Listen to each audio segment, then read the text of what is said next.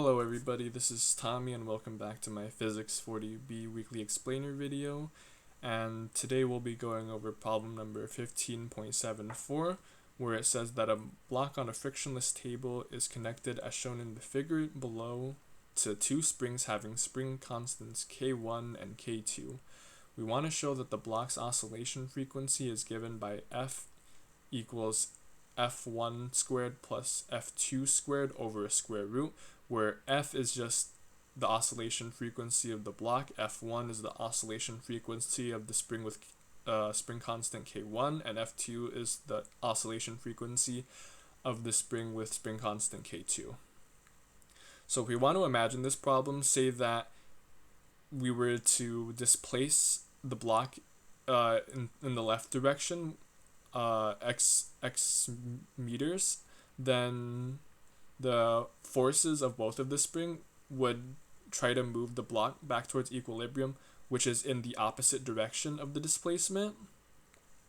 So if we were to try to find the net force of the entire system, we can get this equation right here, which is also what our professor gave us. Where you essentially just add up the forces of both of the springs. We don't have to pay attention to friction or anything because it's on a frictionless table. So if we were to just add these together, we could get the net force.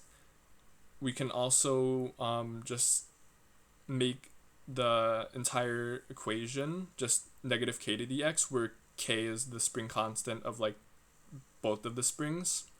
So k will be equal to k1 plus k2. In order to get to this frequency equation, we're going to have to use a few equations. So we know that the period of a spring is equal to 2 pi times the square root of m over k. If we invert that, we can get the frequency, which is just 1 over 2 times pi over the multiplied by the square root of k over m.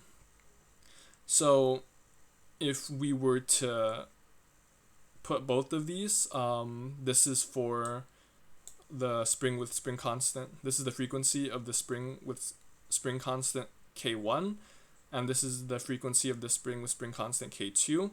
If we were to square both of these, we would get the frequency of the block, the oscillation frequency of the entire block squared. So if we were to just replace all of these with F's, so that stands for frequency, we would get F1 squared plus F2 squared equals F squared. And if we were to rewrite the equation a little bit, we can get F equals the square root of F1 squared plus F2 squared. And that is the same as the solution that we get above. Thank you.